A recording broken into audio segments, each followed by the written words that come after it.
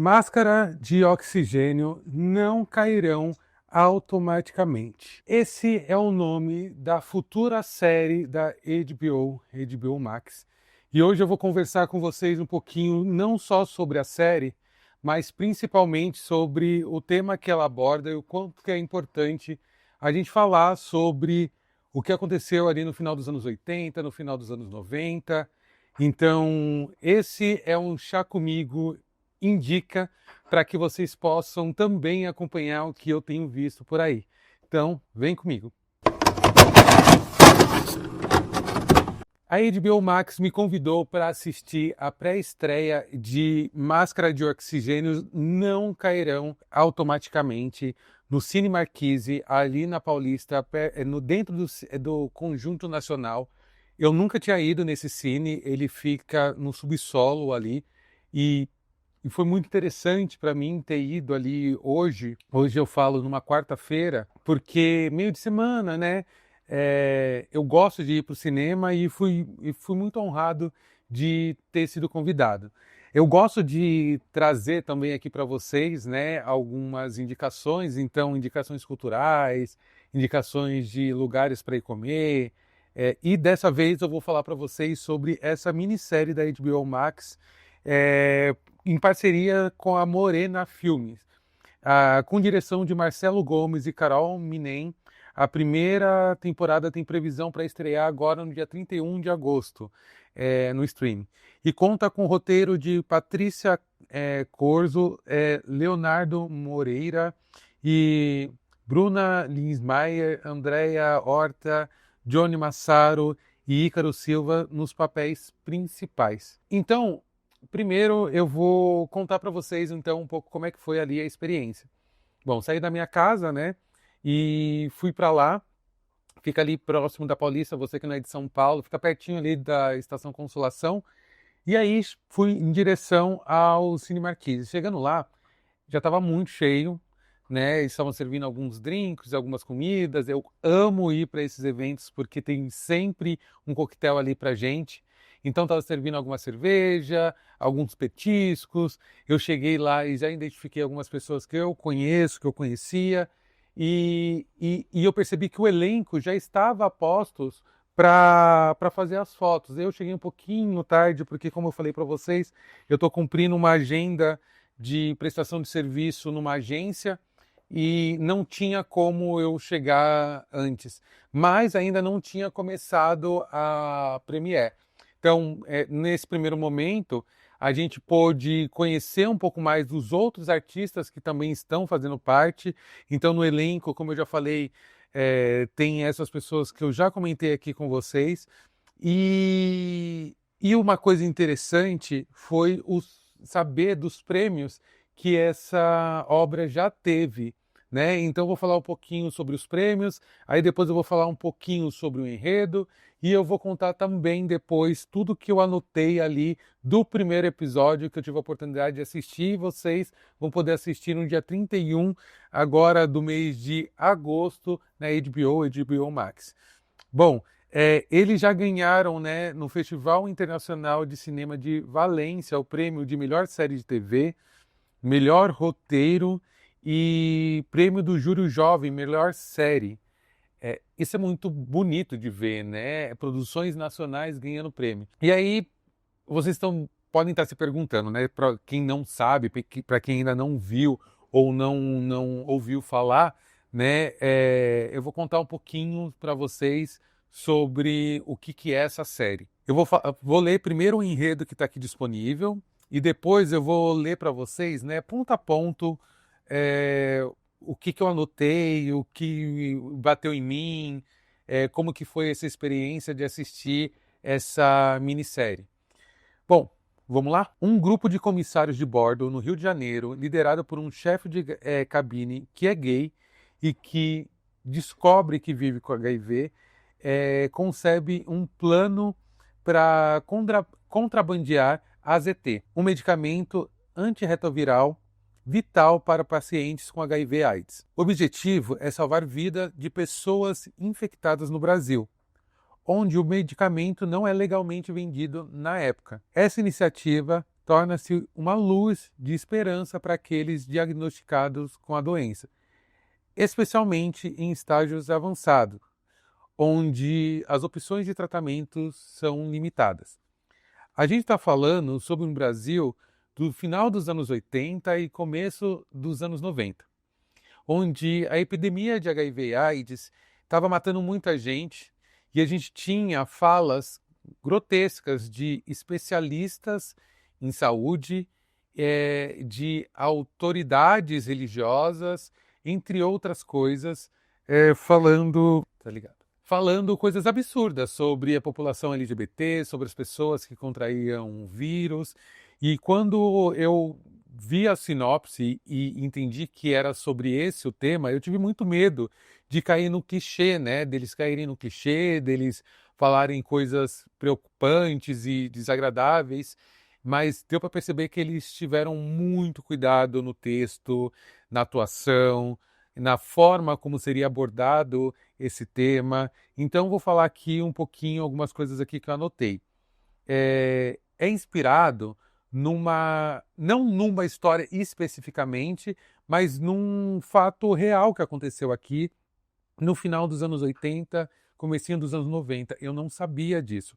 Eu sabia muito por alto sobre o que aconteceu no Brasil, no mundo, em relação a HIV e AIDS. A gente perdeu muita gente importante para a cultura e muita gente que também não é conhecida pela mídia por ser pessoas comuns nesse período. Eu mesmo perdi um tio para AIDS e eu não sabia que houve um momento que os comissários de bordo no Brasil traziam a AZT para cá. A AZT é um medicamento que era utilizado na época para ajudar e fazer com que as pessoas tivessem mais qualidade de vida nesse período, né? A gente não tinha essa quantidade de opções de medicamentos e mais assertivos como a gente tem hoje. A gente não tinha tantos outros métodos de prevenção combinada como a gente tem hoje, e a testagem também demorava muito o resultado. As pessoas muitas vezes falavam que estavam com uma febre ou uma gripe, e o sinal, né, de que a pessoa estava com AIDS, já especificamente dito, e não só o HIV, eram as manchas na pele, né? Alguns pontos que me chamaram a atenção aqui, para começar, da série, é a trilha sonora. Quando a gente tem acesso à primeira cena, né, da série, é a abertura. E a abertura feita com efeitos para que a gente possa acreditar que a gente está vendo um filme, uma série nos anos 80, anos 90. Gente, olha, eu estou aqui com a faixinha, para você que está assistindo em vídeo, da HBO Max aqui no meu braço, para provar que estava lá, né? E, bom, é isso. Ele começa com esse áudio, e aí eu já fico apaixonado, já vou correr atrás para ver se eu encontro a trilha sonora, um trabalho incrível aqui da técnica, das pessoas envolvidas. Isso foi uma primeira coisa que me chamou a atenção. E outra coisa que me chamou a atenção também é a presença de personagens queers, de personagens trans, de personagens pretos, em outras situações, né? Pessoas LGBTQIAPN+, pessoas não LGBTs convivendo com LGBTs, mostrando pessoas LGBTs para além das baladas. A gente começa com uma cena também de balada muito forte e com várias cenas muito quentes, mas além disso a gente vê esses mesmos personagens no dia a dia de trabalho deles, né, para mostrar que pessoas LGBTs ocupam vários outros espaços. Isso para mim foi muito legal. E temos Ícaro Silva, né? Temos Ícaro Silva atuando ali brilhantemente, e eu tive a honra de conversar com Ícaro Silva. Ícaro, que já me conhece de outros projetos, de outros carnavais, está no Máscara de Oxigênio, Não Cairão Automaticamente. Eu quero que você fale sobre esse projeto. Desde quando que você está nele? Como que foi receber o convite para esse projeto? E conta um pouquinho sobre. Nossa, muita coisa. Mas vamos lá. Eu fiz uma audição para esse eu fiz um teste, né, uma audição para esse projeto lá em 2023, assim. Eu ainda não tinha a dimensão de todo o contexto da série. mas eu tenho muito orgulho, assim, eu me sinto muito privilegiado, não só de estar trabalhando com uma galera muito talentosa e muito engajada, mas também de estar falando de um projeto que fala sobre a minha comunidade, a comunidade LGBT, que fala sobre a comunidade queer e que nos mostra como é poderoso, assim, né, como é fundamental o poder do coletivo, né? A gente está falando de pessoas, de personagens reais que através da sua união mudaram o curso da história, porque a gente fala dos anos 80, do fim dos anos 80, quando HIV e AIDS estavam numa crise e era uma sentença de morte para tanta gente, e a gente tem hoje um país, o Brasil é a maior referência no mundo na prevenção e tratamento de HIV e AIDS, né? E isso é graças à união dessas pessoas, é graças à mobilização dessas pessoas, muitas vezes marginalizadas, né? O meu personagem, ele representa uma dessas pessoas marginalizadas, ele não vive com o vírus, mas ele faz parte da comunidade, ele perde pessoas muito importantes e especiais para ele, e ele entende desde sempre que máscaras de oxigênio não cairão automaticamente, né? Que é preciso mobilização conjunta para que a gente mude as coisas. E essas pessoas mudaram o curso da história, né? Então, eu tenho muito orgulho de ajudar a contar a história delas. E para você, enquanto um homem preto, gay, o que significa ter o espaço que você tem hoje enquanto referência? Você tem dimensão do quanto que isso é importante para a nossa comunidade e para o legado para quem vem depois? Eu agradeço porque eu não tive referências, né? Eu fui inventando, fui criando as minhas próprias referências. Eu acho que nós somos de uma geração em que a gente era chamado de Vera Verão quando a gente era criança, de uma forma pejorativa. E hoje eu morro de orgulho da Vera Verão, eu morro de orgulho do Jorge Lafon. Eu acho que ele é uma referência, sim, mas a gente não viu as nossas histórias serem aprofundadas. Eu acho que ainda hoje a solidão do homem preto gay é um tema pouco aprofundado, né? Então eu me sinto privilegiado de ser em alguma instância referência para as pessoas e eu espero, enfim, estar fazendo um bom trabalho nesse sentido. Sempre faz, né? Sempre faz. Vou deixar o convite aqui para você. Eu entendi. Quero te convidar para participar do Guardiã no Armário e me contar como é que foi para você sair do armário. Você topa? Conto, super. Então é isso. Obrigado e assistam Máscara de Oxigênio. Não cairão automaticamente. 31 de agosto na HBO Max. É isso. E é lógico que não ia perder a oportunidade de convidar o Ícaro para participar do quadro de saída do armário e ele prontamente aceitou e está registrado. Teremos Ícaro no Guardiã no Armário em breve, é só me organizar direitinho para que a gente consiga fazer esse sonho virar realidade. Outra atriz também que eu tive a oportunidade de conversar, que faz a comissária de voo, que faz parte também do elenco principal, é a Eli Ferreira, uma mulher negra de pele retinta que tem uma personagem incrível, sensível, humana e que passa uma situação no primeiro episódio. Na verdade, são duas situações muito fortes e que ela domina brilhantemente. E eu tive a honra de conversar com ela perguntando quando que eles começaram a gravar, né, e tudo que eles fizeram, e principalmente sobre uma das cenas, e ela já me adianta que vem mais coisas por aí. Então confira esse papo também com Eli Ferreira. Gente, mas que incrível, vocês arrasaram. Eles começaram a gravar em 2023, né? Final de 2023. A gente começou outubro, novembro de 2023. Terminamos em fevereiro de 2023. Como que você recebeu o convite? Assim, como é que foi? Como é que isso tudo se deu? Foi através da frutora de elenco, Sibeli Santa Cruz. Me chamou para fazer o teste. Eu acho que eu fiz uns 2 ou 3 testes. 2 pelo menos. O terceiro eu tô na dúvida.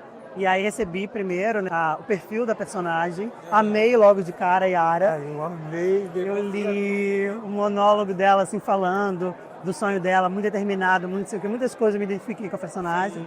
Oh, nossa, que massa, que personagem forte, tem presença, empoderada, muito firme, mãe de família também. E contemporânea também, né? Se você pega o recorte, pelo menos do primeiro episódio, gente. Sim. Se pega só alguns recortes de falas e da forma como ela vê o mundo, a gente pode falar que tá rolando em 2025, Sim. porque é muito contemporânea a forma que ela entrega a vida, né? A personagem é uma personagem mulher, né? E é mulher preta, naquele contexto de comissárias de bordo, que numa época só tinham loiras, não tinham nem morenas, né? Eram mulheres loiras comissárias de bordo. E aí a arte vem para recontar histórias também, né? Então ter ela chefe de cabine, comissária de bordo preta, contando a história, de chegar nesse lugar é muito massa. Então precisa de uma personalidade firme, autêntica, muito precisa, dedicada, sabendo o que quer. Mas ela não quer parar aí. Então não vou dar muito spoiler. E tem uma parte também desse primeiro episódio que é um diálogo com o olhar entre você, né, sua personagem, seu filho e seu marido por conta de... Eu não vou contar para não dar spoiler para vocês, mas como que foi delicado para você fazer essa cena e entender o que vocês estavam querendo passar com a mensagem ali? São cenas muito delicadas. Essa é a primeira de algumas. Tem uma cena mais à frente, eu acho que é no 4º episódio, muito forte com o filho. É uma cena muito difícil de fazer. Mas tem muita frase que a gente fala, né? Pessoas machucadas machucam as outras pessoas. O fato dela ser uma mulher preta, diante de tudo que a gente sabe que engloba uma mulher e preta na sociedade, não impede dela reproduzir alguns preconceitos. Então, eu acho que isso também humaniza a personagem. Eu acho que isso humaniza. Então, a personagem vai ter um lugar de você admirar ela logo de cara. Nossa, que isso, que aquilo. Aí, nesse momento, você meio que torce o nariz. Opa, é isso que eu vi? Aí depois você vai ver, caraca, é isso que eu vi, que merda. E aí depois vai entendendo por que essa mulher reproduz isso, entendeu? Tem um lugar lá atrás, do irmão. E a gente tira desse maniqueísmo, né? De que uma pessoa é muito boa ou uma pessoa é muito ruim. Não, é uma ser humana que tá ali mostrando as suas fraquezas, suas potências. E aí, para finalizar, eu tô aqui, sou Samuel Gomes, eu tô no Adaptivo com a Gente Armário. Te agradeço por esse papo. Eu tenho um podcast chamado Só Comigo também, que aí eu trago essas conversas. E eu gostaria que você convidasse as pessoas para assistirem e dizer para elas o que esperar desse momento e dessa série que é tão potente. Gente, não é porque eu estou, mas a série está muito bonita. É um assunto muito necessário, relevante, foi na época, foi um marco histórico para a gente. A partir daí tivemos milhares de perdas, mas a partir daí tivemos grandes conquistas também, e é importante voltar ao tema. Tem emoção, tem história, tem uma direção incrível, uma cenografia linda, fotografia sensacional, personagens com muitas camadas, personagens humanos. Não tem o bonzinho e nem o malzinho, são humanos. A gente tem um pouco de tudo.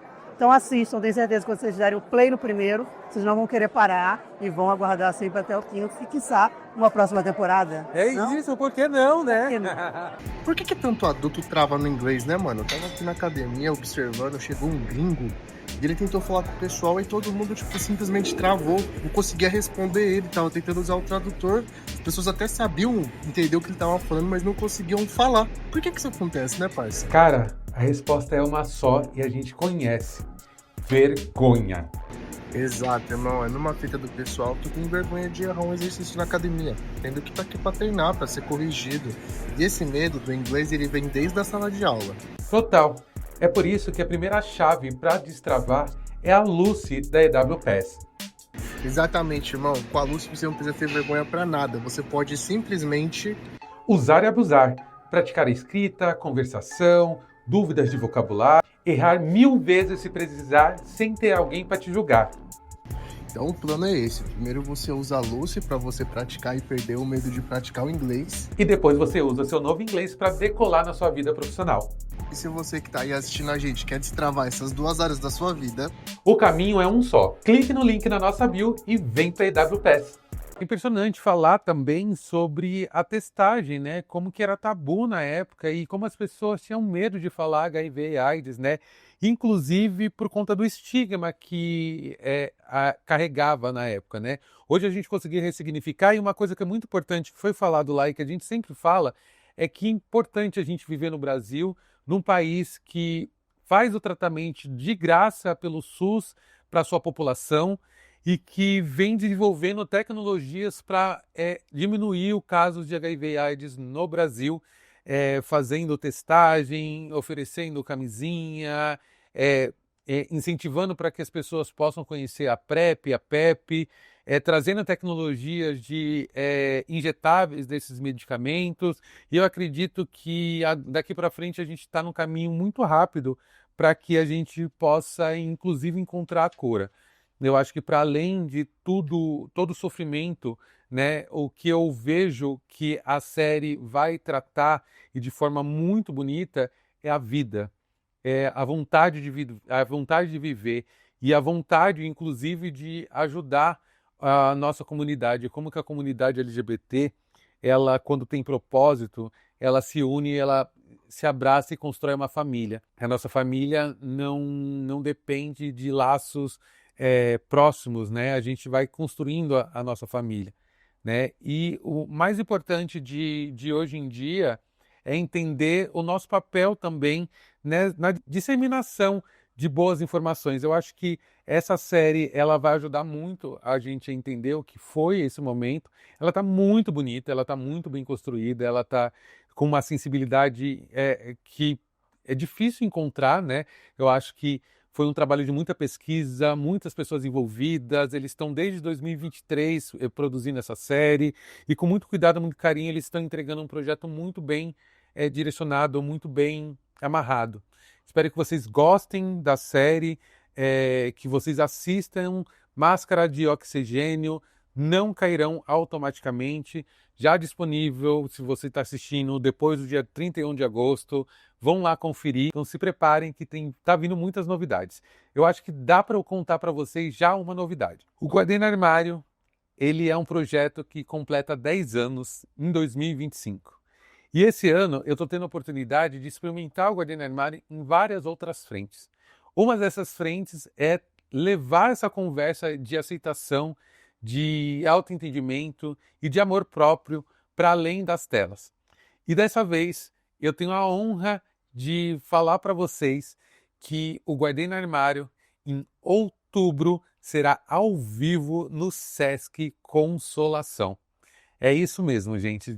A partir do dia 9 de outubro, quinta-feira, até o final de outubro, toda quinta-feira, a partir das 19 horas, eu estarei junto com você e com convidados incríveis para falar sobre o processo de aceitação, para falar sobre infância, para falar sobre futuro, para que a gente possa trocar, inclusive, como que foi para a gente também se assumir, se aceitar. E será uma oportunidade para fazer novos amigos, para que a gente possa trocar, para que a gente possa se acolher e entender que a gente não está sozinho. Eu te espero no Sesc Consolação nos dias, vou até ler aqui para não falar errado aqui, ó, nos dias 9, 16, 23 e 30 de outubro, a partir das 19 horas no Sesc Consolação. E se você quer saber quem são as pessoas que eu convidei para que possa estar comigo esses dias, confira nas minhas redes sociais, Instagram, TikTok e de vez em quando aqui no Shorts e também nas redes sociais do Sesc Consolação para saber tudo o que vai rolar. E também estamos preparando uma série de conteúdos para que vocês possam conhecer um pouco mais da comunidade, da história do movimento LGBT nas redes do Sesc, nas redes do Guardei no Armário. Então vem muita coisa boa por aí. Esses 10 anos está sendo um ano inteiro de comemoração. Te aguardo lá e até o próximo Chá Comigo.